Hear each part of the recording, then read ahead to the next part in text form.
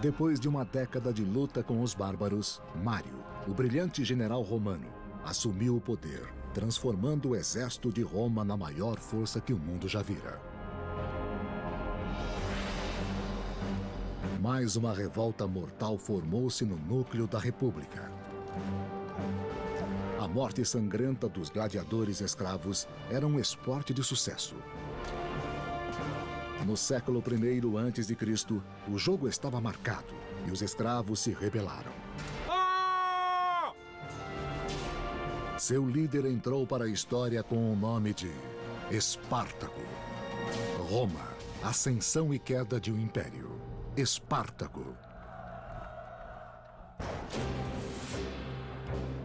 O exército de Roma e sua filosofia de conquistas enriqueceram a República com terras, tesouros e escravos.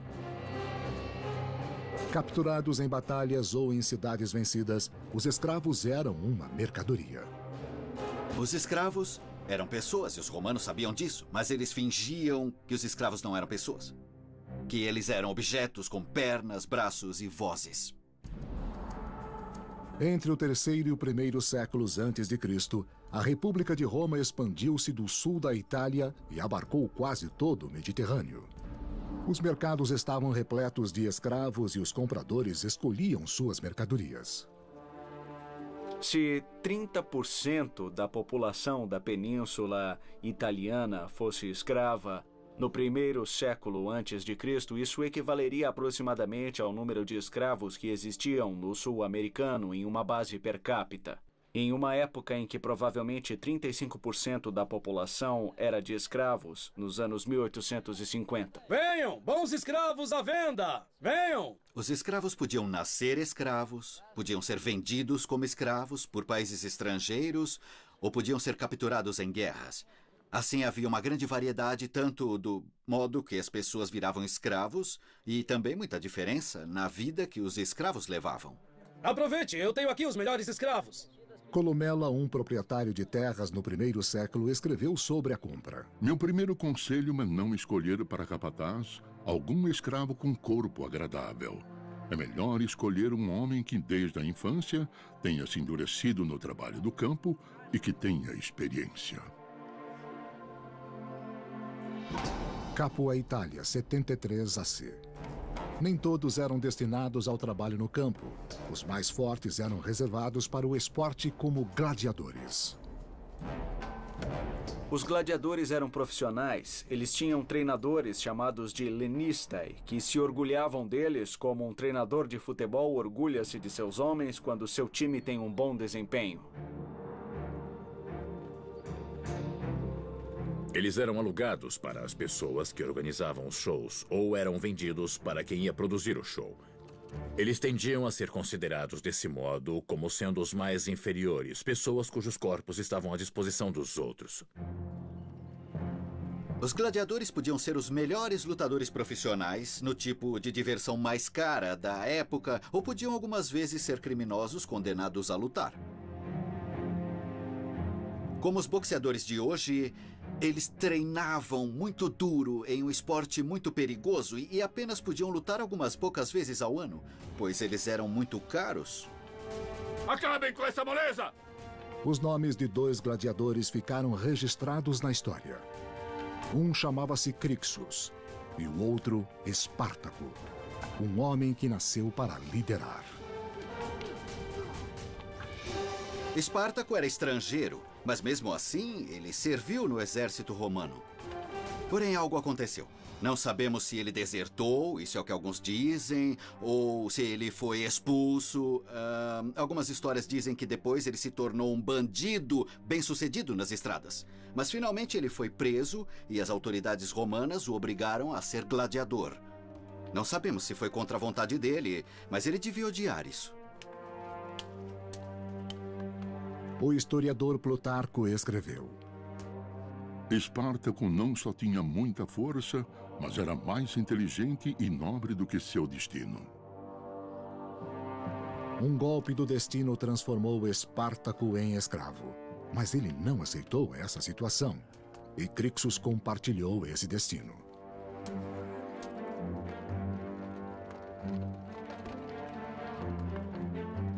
Poucos gladiadores se aposentavam. A maioria tinha morte violenta em uma pequena arena ou em um grande coliseu. É isso aí! Às vezes, a multidão escolhia as armas e se deliciava com a violência. As pessoas estavam prontas para ver outros seres humanos envolver-se em combate mortal diante de seus olhos e achavam isso muito empolgante. No final da República, os homens já se transformavam em heróis por serem gladiadores. E eles atingiam algum tipo de status, pelo menos alguma popularidade com as massas por suas habilidades como lutadores. Um sorteio determinava os que lutariam e morreriam primeiro.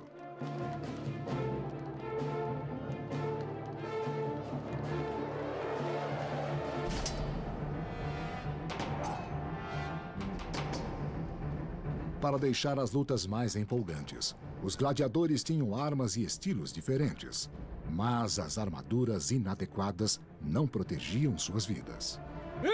Isso! É!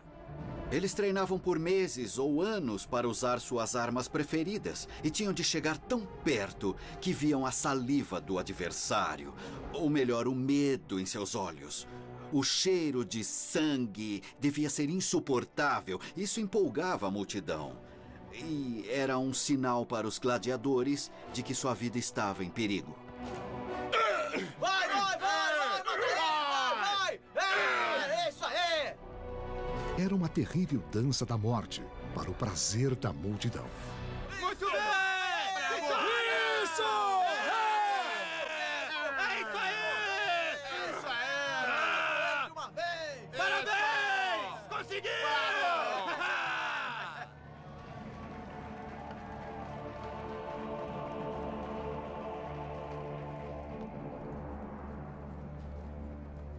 Mas em 73 a.C., na Ludus, a escola de gladiadores, alguns alunos cansaram-se de receber ordens dos guardas romanos e resolveram não morrer na arena.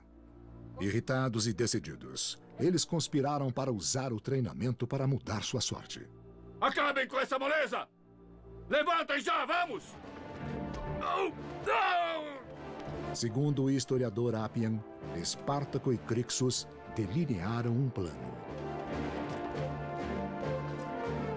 Ele persuadiu 70 escravos a fugir para a liberdade, em vez de se exibir para a diversão dos outros.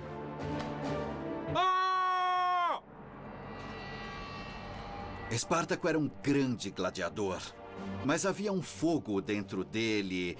Eu acho que é o fogo do ressentimento da perda da liberdade, o fogo do desejo de justiça. Assim, Espartaco organizou seus companheiros gladiadores para se rebelar e fugir para a liberdade. Vamos! Vamos! Vamos ali! Ali!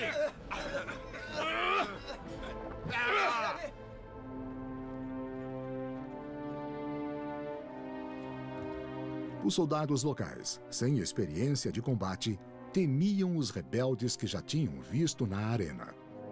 Eles conheciam os homens que procuravam.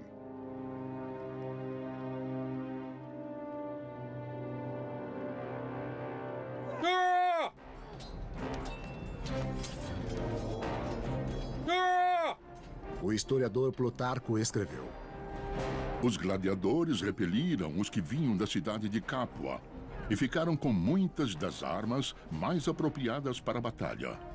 Eles também se desfizeram de suas armas de exibição, que consideravam bárbaras e vergonhosas. Peguem as armas! Espartaco levou seus homens da escravidão para a luta, deixando romanos mortos em seu caminho. Depois de vencer os soldados locais, Espartaco levou o exército de escravos até o Monte Vesúvio, onde se abrigaram no alto de uma crista íngreme. Espartaco e Crixus haviam fugido às autoridades romanas. Agora, precisavam preparar os homens para as batalhas inevitáveis.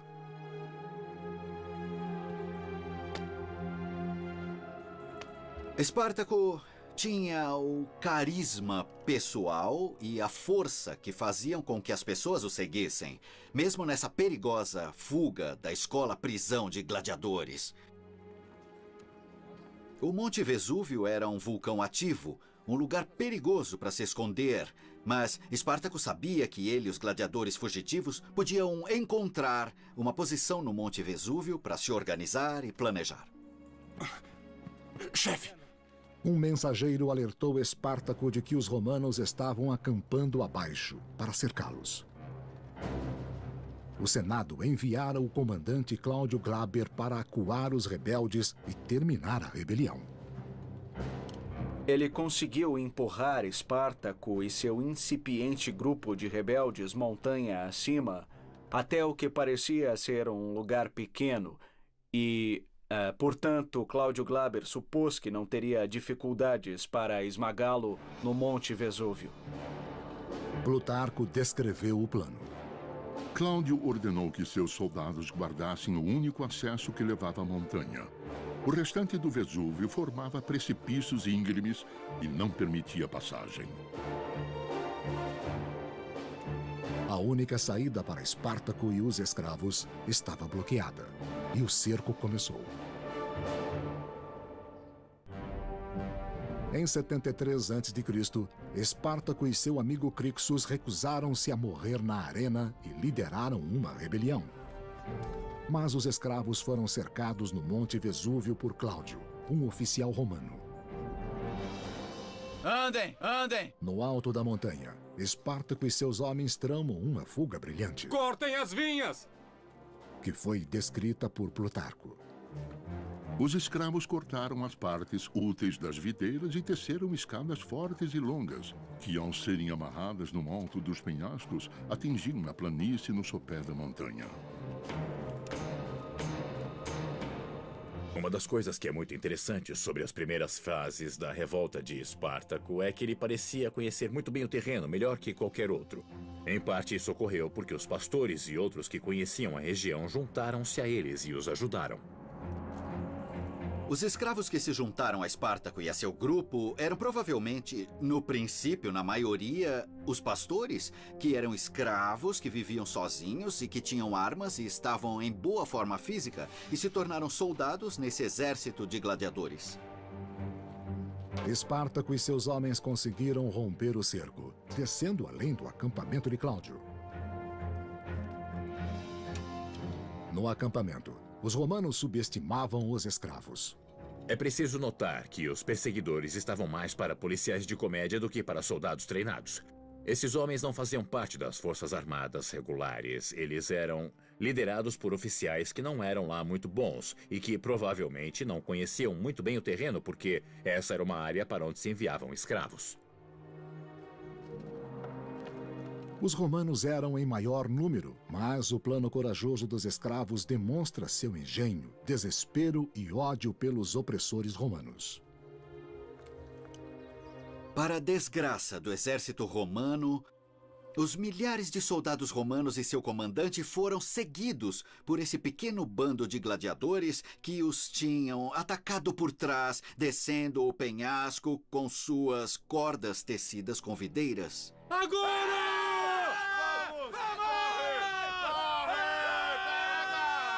O movimento cresceu com a vitória, segundo o historiador Appian. Muitos escravos fugitivos e alguns homens livres das redondezas juntaram-se a Espartaco e começaram a saquear as aldeias próximas. Como Espartaco dividia os lucros dos saques em partes iguais, ele logo atraiu muitos seguidores. Um grupo que Espartaco não aceitava em seu bando rebelde eram os desertores do exército romano. O que pode parecer estranho, mas pensando bem faz muito sentido. Esses homens eram exatamente aqueles que se acovardaram.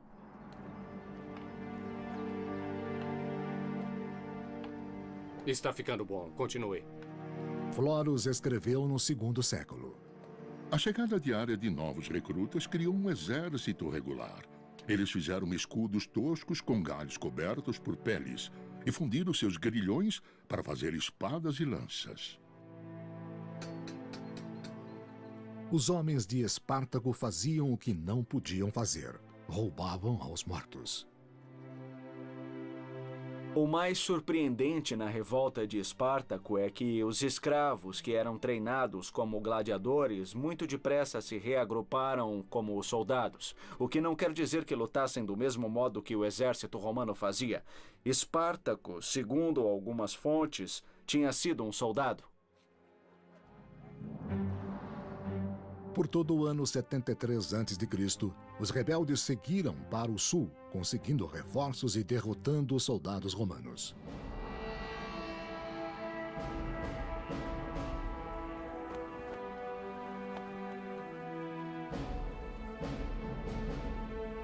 O Senado enviou um novo comandante, Públio Varínio, para combatê-los.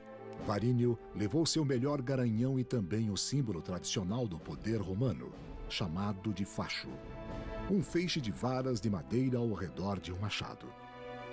Está ficando bom. Continue. Isso simbolizava o poder do comandante para usar a força para manter a ordem, varas para bater em civis ou soldados, o machado para punir com a morte. O machado só era posto entre os fachos quando o comandante estava fora de Roma, porque em campanhas militares ele tinha poder de lei marcial sobre as tropas. Mas os símbolos de pouco serviram a Varínio contra o exército escravo. As tropas de Espartaco já haviam matado seu vice-comandante e Varínio preparou os soldados restantes para a batalha que se aproximava. Então vamos. Espartaco estava familiarizado com a estratégia romana, segundo o historiador Salústio. Para evitar um ataque surpresa enquanto estavam fora, os rebeldes colocaram mortos nas entradas para o acampamento, para que os romanos pensassem que o exército estava ali. Com esse artifício, os rebeldes podiam atacar os romanos quando quisessem, pegando-os de surpresa.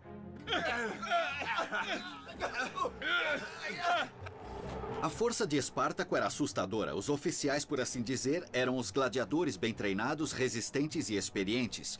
E eles queriam vingança. Esse exército queria liberdade, mas também queria mostrar aos romanos que eram homens e não brinquedos. Com engenhosidade, Espartaco venceu novamente o arrogante Varínio. Andem! E fez prisioneiros romanos. O historiador Appian registrou a humilhação de Roma. Os romanos não consideravam que essa fosse uma guerra, mas sim ataques de bandidos. Mas esses bandidos venceram os romanos. Espartaco capturou o cavalo de Varínio, e o comandante romano quase foi feito prisioneiro por um gladiador.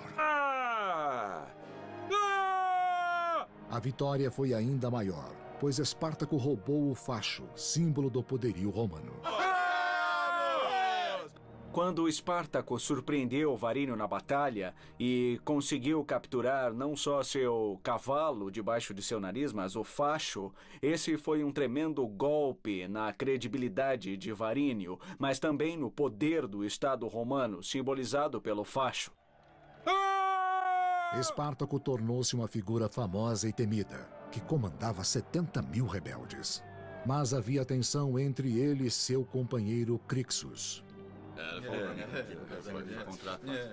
Eu peguei aquele cara. Tinha certeza. Com certeza. Tá bom. Espartaco estava dizendo aos romanos: sou tão bom quanto um romano? Lutei no exército romano, tenho a mesma compreensão da liberdade, eu tenho a mesma compreensão do valor da vida e da morte para escravos e homens livres. Mas Crixus foi consumido pelo desejo de vingança e não mostrou piedade pelos prisioneiros romanos, como escreveu o historiador Orósio. Isso! Fizeram lutas de gladiadores com os prisioneiros romanos. Os que haviam sido o espetáculo agora eram os espectadores. Os escravos ficaram mais violentos com a vitória. Crixus os incitava, enquanto Espartaco pedia ordem. A unidade começou a se desfazer. Muito bom! Então, Crixus deu um golpe, soltando a fúria dos escravos contra civis romanos indefesos. O historiador Salústio descreveu os fatos. Os escravos fugitivos começaram a violar moças e mulheres casadas, matando as que tentavam resistir. Espartaco tentou impedi-los, mas não conseguiu controlá-los.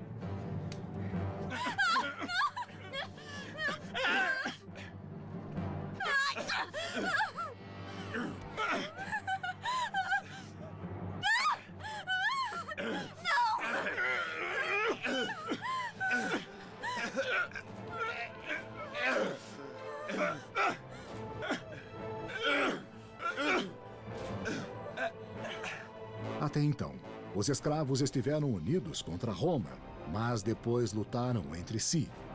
Esse era o momento que os romanos esperavam.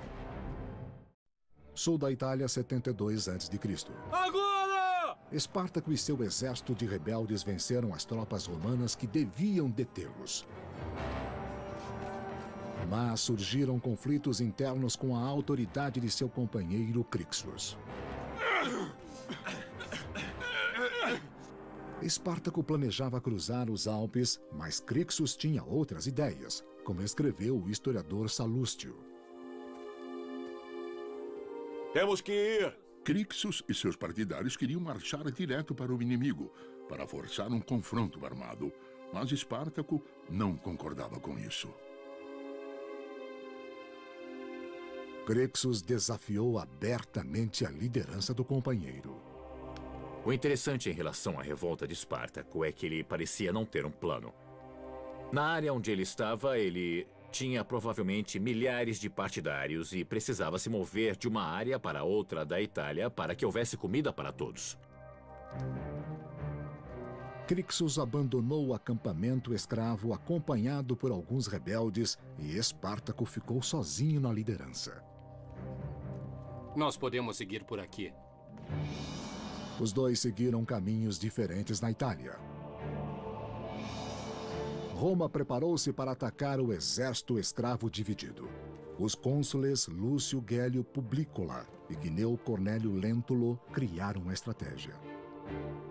Os romanos consideravam os escravos ao mesmo tempo como sub-humanos violentos, mas também reconheciam que esses escravos eram muito bem sucedidos na batalha contra os romanos. Então tudo isso criou seu pior pesadelo: que os escravos vencessem novamente no campo de batalha. E depois foram para esse lado. Essa rebelião estava cada vez mais parecida com uma guerra e exigia um bom plano.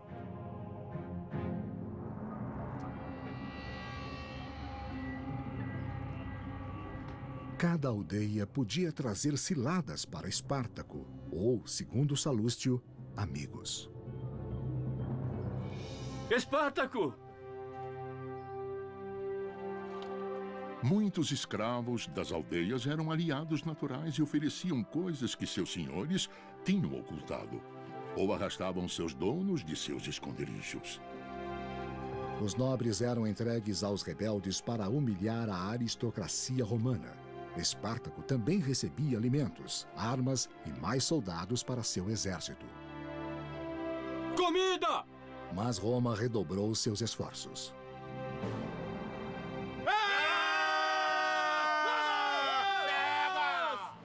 Nas montanhas do leste da Itália, Crixus e seus partidários foram caçados pelas tropas do cônsul Lúcio Gélio.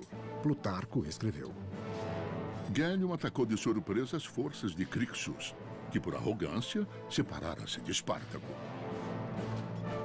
O historiador Appian escreveu: Crixus comandava 30.000 homens, 2/3 dos quais pereceram, inclusive o próprio Crixus.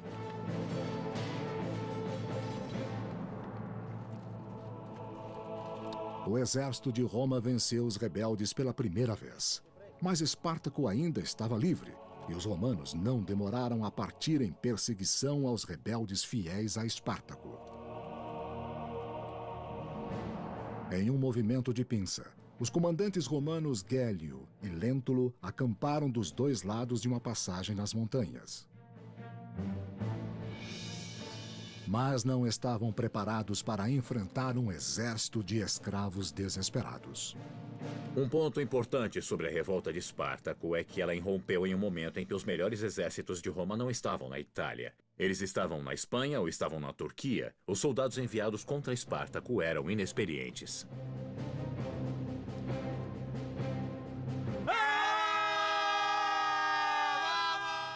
O historiador Appian escreveu: Espartaco matou um após o outro e derrotou os 2 exércitos de Roma.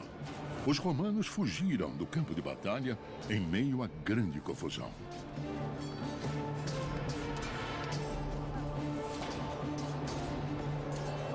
Os oficiais romanos enfrentavam um desafio militar enorme e o corpo de oficiais romano, que não tinha treinamento profissional, não estava à altura da situação.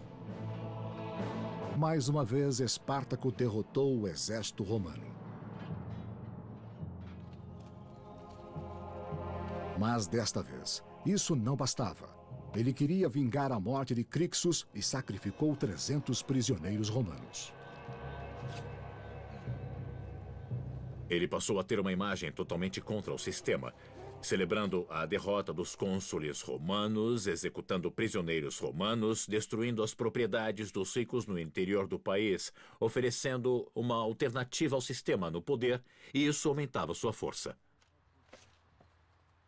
Com essa vitória, o exército de Espartaco teve a chance de sair da Itália, mas os homens preferiram continuar no império que desprezavam.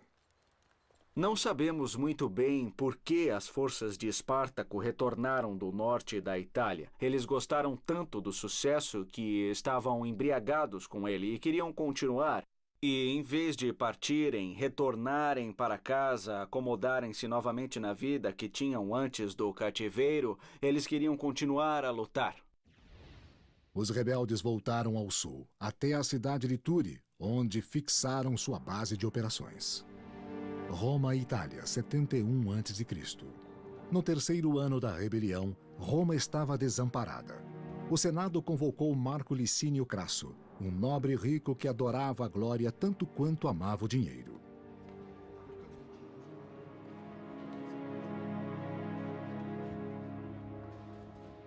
Ele queria estar no topo da sociedade romana e isso exigia que tivesse vitórias militares. Assim, ele estava ansioso pela chance de vencer Espartaco e achava que seria fácil, porque os escravos não podiam ser tão perigosos. Mas Crasso aprendeu com os erros dos outros e não subestimou o inimigo. Ele era muito disciplinado e levou sua incumbência a sério, para sua glória e para o bem de Roma. O exército rebelde de Espartaco era bem organizado e parecia imbatível. Mas Marco Licínio Crasso estava determinado a usar o poderio romano para destruí-lo.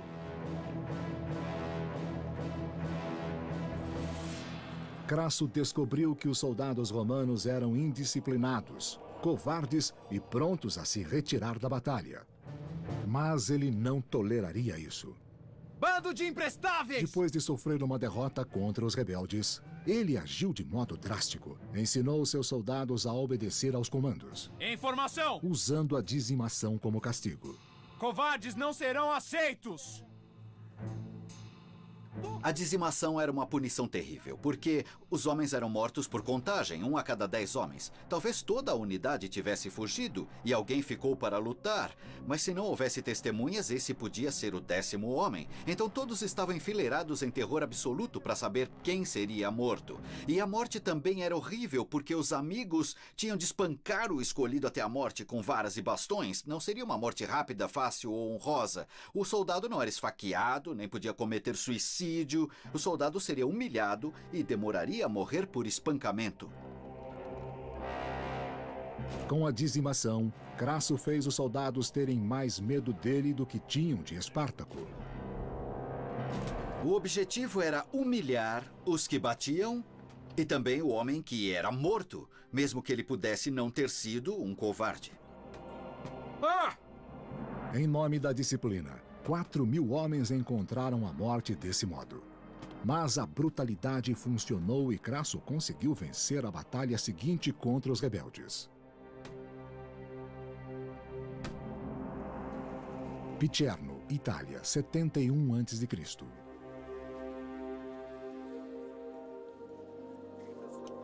Covardes não serão aceitos! Ao contrário de outros oponentes de Espartaco, Crasso era um homem experiente. Ele sabia como treinar um exército, sabia como organizar as tropas, ele tinha a experiência necessária. E então, pela primeira vez, Espartaco foi confrontado por um verdadeiro general romano e não por um político liderando um grupo de homens inexperientes. Atacará! A luta começou.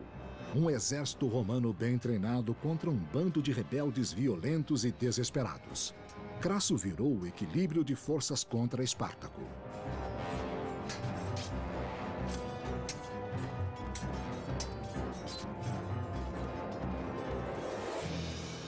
Perseguidos pelo exército de Crasso, os escravos rebeldes fugiram para o sul, mas Espartaco já planejara seu próximo movimento. Os mares italianos eram controlados por piratas que desafiavam todas as leis romanas, só respeitavam o ouro e traficavam escravos. Espartaco enviou mensageiros a fim de negociar com eles. Espartaco tentou de tudo para tirar seus homens da Itália em segurança. Finalmente, em desespero, ele fez um acordo com o diabo, com os piratas da Cilícia, que se localiza na atual Turquia. Eles eram famosos, esses piratas, por atacar navios, mas eles também eram famosos como os maiores escravagistas no Mediterrâneo. Os piratas da Cilícia tinham muitos lucros capturando e vendendo escravos.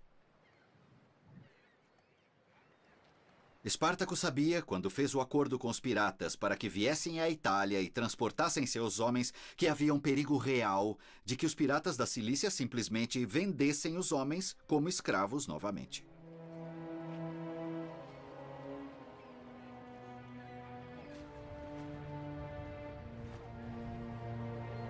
Ele provavelmente pensava em ir para a Sicília e se instalar na ilha, quase como se ocupasse um novo território, um novo estado, onde esses rebeldes conseguiriam enfrentar Roma em seus próprios termos. Os escravos e os piratas fizeram um acordo. Os piratas transportariam 2.000 rebeldes de Messina para a Sicília. Espartaco esperava expandir a rebelião e fugir das tropas de Crasso. Não havia tempo a perder, pois as legiões de Crasso se aproximavam, prontas para exterminar os rebeldes, como animais selvagens.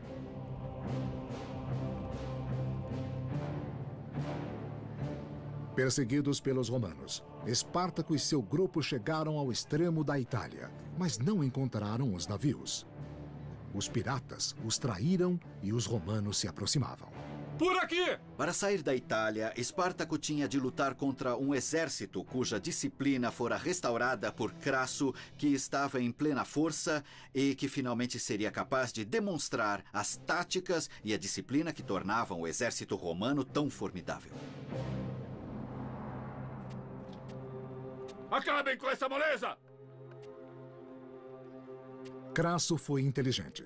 Ele conhecia a força dos homens de Espartaco, sabia que o tempo era seu aliado e decidiu cercá-los, como escreveu Plutarco.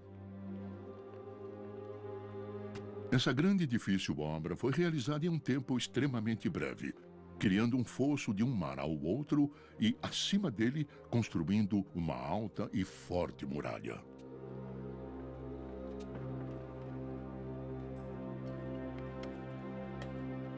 Crasso era um general romano moderno que, entre outras coisas, sabia como usar fortificações de campo, e foi isso que o vemos fazer contra Espartaco. A grande muralha tinha 56 quilômetros de comprimento e 5 metros de altura. Plutarco comentou. Quando os alimentos escassearam e Espartaco quis sair da península, encontrou o bloqueio da muralha. Espartaco tinha que sair dali, mas a muralha o impedia. Depois de 3 anos, os rebeldes estavam encurralados.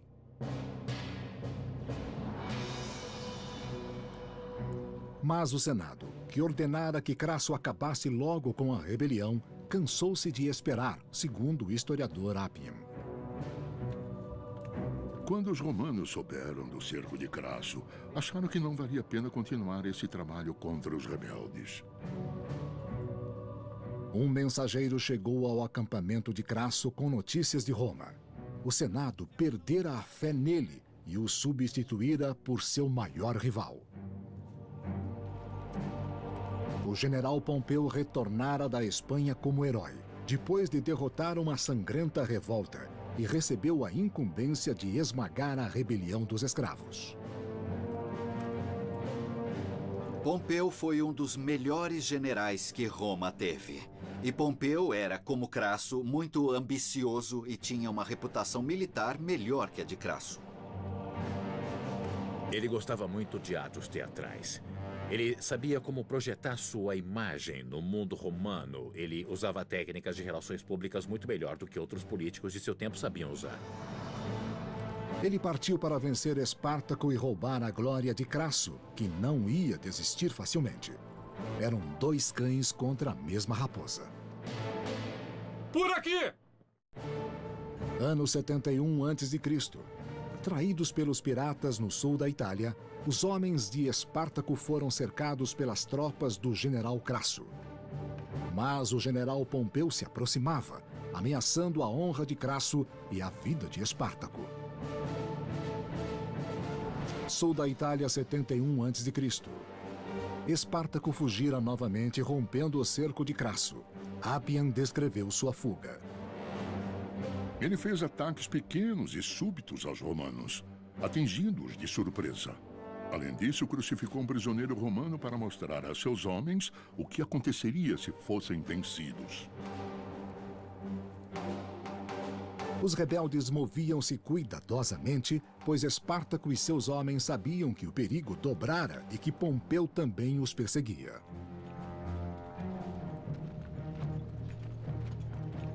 Pompeu tinha conseguido a fama de ser um homem de finalização. Ele chegava no final de uma luta longa, cruel e muito difícil, por assim dizer, e terminava com a glória por ter conseguido a vitória. Sabendo que Pompeu se aproximava, Crasso queria esmagar a rebelião o quanto antes. Espartaco, querendo evitar um massacre, enviou um mensageiro a Crasso com uma oferta de trégua. Espartaco esperou confiante pela resposta de Crasso, pois tinha certeza de que os romanos o ouviriam, embora os rebeldes estivessem prontos para lutar. Ele tentou negociar com os líderes romanos porque Espartaco via a si mesmo como um homem livre. Foi assim que ele começara a vida, e Espartaco dirigia seus homens como um exército romano, como se tivesse a mesma honra que seus adversários. Mas quando o mensageiro voltou, ficou claro que os romanos consideravam Espartaco como um escravo. Com o fracasso das negociações, chegara o dia que Espartaco mais temia. Mesmo que vencesse Crassus em batalha, Pompeu estaria logo atrás. Espartaco não podia fugir, nem se render. O historiador Plutarco escreveu: Vamos, vamos! Espartaco reconheceu que não tinha escolha e colocou seu exército em formação de batalha. Quando lhe trouxeram seu cavalo, Espartaco tomou da espada e matou o animal.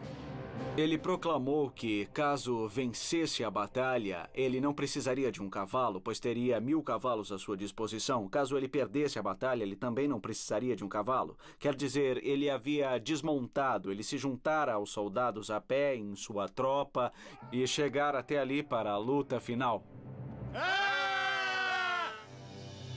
Crasso e seu exército encontraram Espartaco perto de Brundísio, no sul da Itália.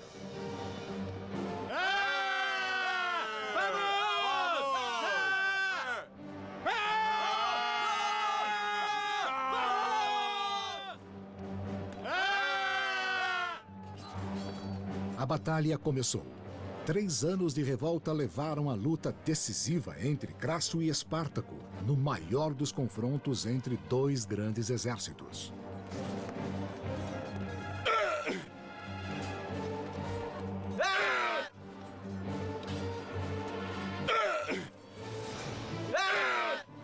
Uma fonte disse que ele foi ferido na perna e ficou tão machucado que teve de ficar de joelhos, mas não parou de lutar.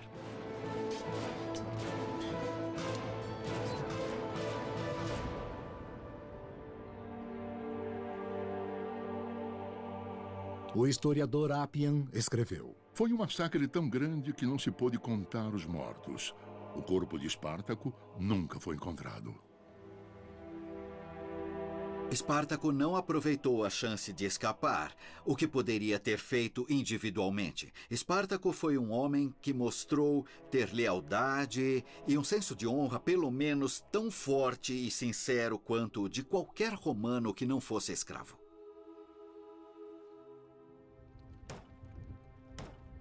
Crasso perseguiu os sobreviventes e matou todos, exceto 6.000 homens que foram crucificados ao longo da estrada para Roma.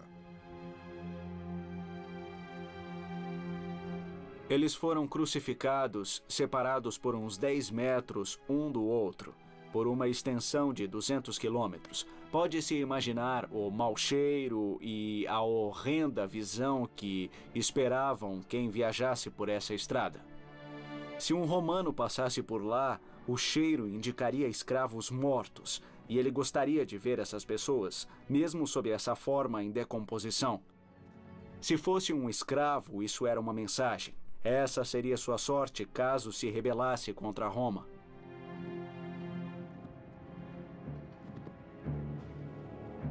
Crasso derrotou a rebelião dos escravos, embora alguns rebeldes escapassem ao massacre. Mas Pompeu foi quem riu por último. Pompeu chegou bem a tempo de perseguir os 5.000 gladiadores que conseguiram fugir desse combate, dessa grande batalha, e capturou ou matou os que restavam. Segundo Plutarco, Pompeu acabou recebendo todas as glórias. Pompeu informou ao Senado que, embora Crasso vencesse uma batalha, fora Pompeu quem vencera a guerra.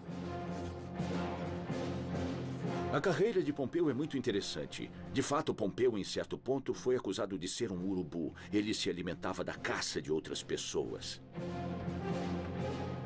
Os romanos se apressaram a superar a rebelião escrava.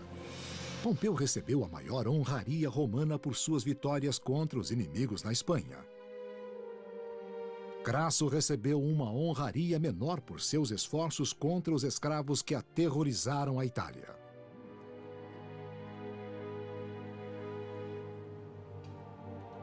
A morte de Espartaco em 71 a.C. marcou o fim das rebeliões de escravos em Roma, e a escravidão continuou a sustentar a economia do império. Mas os romanos aprenderam as lições da revolta. Na imaginação dos romanos, Espartaco tornou-se o equivalente a Osama Bin Laden. Ele era uma figura assustadora em qualquer lugar, era uma ameaça mesmo que não pudesse ser visto, e temiam que surgisse outro como ele. Os romanos perceberam com a revolta escrava que era preciso manter o exército em plena forma. Pode ter sido nessa época que os romanos começaram a perceber que precisavam de um exército profissional para manter a segurança do país e também como proteção contra invasores estrangeiros. Mas nem um império tão poderoso pode durar para sempre. E muito depois de sua queda, a história de um homem que o enfrentou ainda permanece. Espartaco sobrevive na lenda até nossos dias. Ele tem sido um grande herói para as pessoas que são oprimidas, para as pessoas que são perseguidas, até a atualidade. Mas enquanto durou, o império pertenceu aos poderosos.